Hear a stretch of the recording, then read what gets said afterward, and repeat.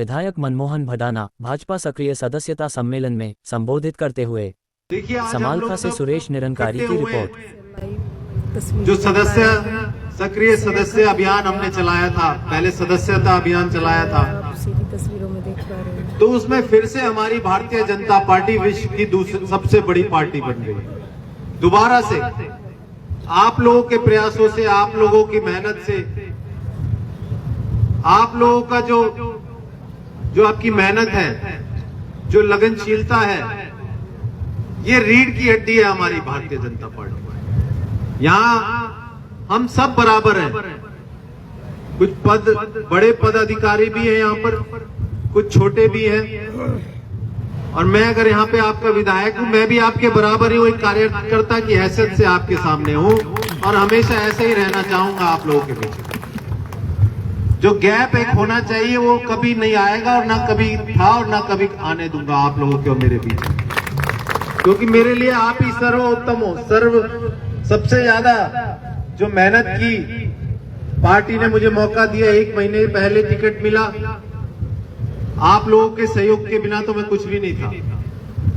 तो मैं हमेशा आपका आभारी रहूंगा, हमेशा आपका कृतज्ञ रहूंगा जीवन भर, और वही कार्य करूंगा जो हमारे हल्के के भले में है, हमारे हल्के के विकास के लिए। और आप मुझे समय समय पर आप बताते भी रहते हैं, और बताइए भी कि आगे किस तरह से कार्य करने हैं हमारे हल्के में। चाहे वो कहीं की सड़क का निर्माण हो, चाहे कहीं CHC PHC में डॉक्टर अवेलेबल नहीं होते, मैं अभी एक गांव में गया, पता चला मुझे, या कहीं कोई और समस्या हो, आप सबसे मुझे अवगत कराइए। और मैं आपको यकीन दिलाता हूं कि हमारी पार्टी आपकी हर एक बात पर गौर करती है और आगे भी करती रहेगी। आपको सिर्फ सर्वसम्मति से मुझे बताना है, पार्टी तक बात पहुंचानी है, सरकार तक बात पहुंचानी है। आपके हल्के का कोई भी विकास कार्य नहीं रुकेगा, ये आपसे मैं वादा करता हूं।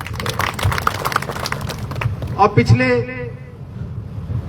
11 साल की अगर मैं बात करूं, माननीय नरेंद्र मोदी प्रधानमंत्री जी हमारे, भाई जिस तरह से उन्होंने काम किया है इन 11 सालों में, जो सबसे बड़ी उपलब्धि जो मुझे नजर आती है, एक आत्मविश्वास उत्पन्न करने का काम किया है। आज पूरे भारत को अगर संगठित किया है आजादी के बाद, तो माननीय नरेंद्र मोदी जी ने किया है। ये आप सब जानते हैं, मैं भी जानता हूं। जो भी उनकी योजनाएं हैं, समाज के बिल्कुल निचले स्तर तक उनकी योजनाओं का लाभ हो रहा है। चाहे वो कोई भी योजना हो, हमारी बहनों से लेकर हमारे ग्रामीण क्षेत्र तक, हमारे किसानों तक, हमारे मजदूर वर्ग तक, बिना किसी भेदभाव के काम हो रहा है। ये मानते होंगे आप लोग भी, पहले जिस तरह से आदमी जो दबंग होते थे, पैसे वाले होते थे, वो सोचते थे कि भाई हमारी पार्टी है, हम सारे काम करवा लेंगे, और होते भी थे उनके। लेकिन भारतीय जनता पार्टी एक आम आदमी की सरकार है, एक आम आदमी की पार्टी है। जिसकी जेब में पैसा नहीं है, उसके भी कोई काम अधूरे नहीं रहेंगे, उसके भी कोई काम नहीं रुकेंगे। कोई ये सोचे कि हम अपने बलबूते पे सरकार बनाते हैं, कोई समाज इकट्ठा हो जाए, ऐसा कुछ नहीं है। भारतीय जनता पार्टी में सब समाज की हिस्सेदारी है, सभी जातियों की, सभी धर्मों की हिस्सेदारी है, और बिना किसी भेदभाव के काम हो रहे हैं। हरियाणा में भी जब सरकार नहीं थी, तो आपने देखा होगा कि सरकारी नौकरियां किस क्राइटेरिया से मिलती थी, किस बिना पर मिलती थी। लेकिन माननीय खट्टर साहब ने जब मुख्यमंत्री बने, उन्होंने सबसे पहला आके कार्य जो किया वो ये किया कि नौकरी मिलेगी मेरिट के आधार पर। जो बच्चे पढ़ेंगे लिखेंगे वही नौकरी के हकदार होंगे।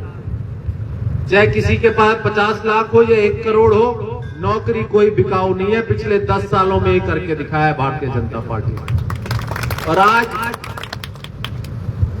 उसका प्रभाव हमें पूरे हरियाणा में देखने को मिलता है। खाली उसमें ये फायदा नहीं है कि हमारे बच्चे पढ़ लिख के नौकरियां लग रहे हैं। देखिए, सबको तो नौकरियां नहीं मिल सकती, लेकिन उसके साथ साथ जो फायदा हो रहा है, एक बच्चों में जो भावना उत्पन्न हो रही है पढ़ाई के प्रति, वो गलत रास्ते से जाने से बच रहे हैं। और अगर सरकारी नहीं मिलती तो प्राइवेट तो उन्हें 100% मिल जाती है, क्योंकि वो पढ़ाई इस मेहनत से करते हैं। तो इस तरह के फायदे भारतीय जनता पार्टी ने किए हैं। हर चीज को पारदर्शिता लाने का काम किया है। सारी टेक्नोलॉजी का इस्तेमाल करते हुए, मैं एक और उदाहरण दूं। पहले जब पेंशन बढ़ती थी, मैं कई गांव में जाता हूं, बताते हैं मुझे कि मात्र कोई 40 साल में भी पेंशन ले रहा था और कोई 80 साल का बुजुर्ग है जो जायज हकदार है, उसको भी नहीं मिल रही थी। आज हमारा जनसंख्या पोर्टल जो सरकार ने बनाया है, डेली अपडेट हो जाता है। 24 घंटे में हरियाणा की जनसंख्या कितनी है, कितने उसमें 60 से ऊपर वाले हैं, सारा अपडेट हो जाता है। और जैसे ही वो हकदार होते हैं, तुरंत उनका नाम पेंशन स्कीम में आ जाता है। तो इसमें जो मैनुअल वर्क था, जो बीच में लोग गड़बड़ी करते थे, किसी से पैसे लेके उनकी बांधना और किसी से पैसे लेके किसी की कटवाना, उस पर अंकुश लगाने का काम किया है भारतीय जनता पार्टी ने।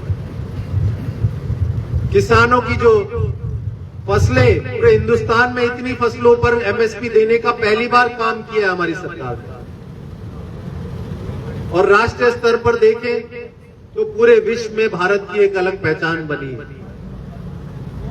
आज कहीं भी हमारा देश सक्षम है, कहीं किसी हस्तक्षेप करने में। यहां तक कि रूस और यूक्रेन का जो युद्ध हो रहा है, उसमें भी माननीय प्रधानमंत्री जी की हस्तक्षेपता से उसका निवारण होने की संभावना है और सब उस चीज को मानते हैं। आज अमेरिका ने जो टैरिफ लगाए हैं, सारी दुनिया पे लगाए हैं उसने, लेकिन जो हमारा सबसे बड़ा कॉम्पिटिटर चाइना, उसके 1/3 टैरिफ लगाया हमारे ऊपर। ये हमारे प्रधानमंत्री की काबिलियत है कि उन्होंने करके दिखाया है कि अगर एशिया से कोई माल बाहर बेचेगा, अमेरिका जाएगा, तो हमारे हिंदुस्तान से जाएगा। कई सारी योजनाएं उनकी ऐसी हैं। मेक इन इंडिया की अगर मैं बात करूं, 10 साल पहले हम अपनी गाड़ियां अपने लिए भी पर्याप्त रूप से मैन्युफैक्चर नहीं कर सकते थे।